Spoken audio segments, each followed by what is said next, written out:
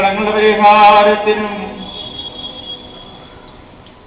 പാപങ്ങളുടെ പരിപാലനത്തിനും ഞങ്ങളുടെ കർത്താവ് നിത്യതയുമായുള്ള വേദ്രവുമായുള്ള പ്രസന്നതയ്ക്കും വേണ്ടി വിലയേറിയാന്റെ തിരിച്ചരീര രക്തങ്ങൾ അനുഭവിക്കുവാൻ പ്രതീക്ഷയോടെ നിൽക്കുന്ന ഈ നിന്റെ ആരാധകരുടെ സംഘത്തെ നീ വാഴ്ത്തി അനുഗ്രഹിക്കണമേ.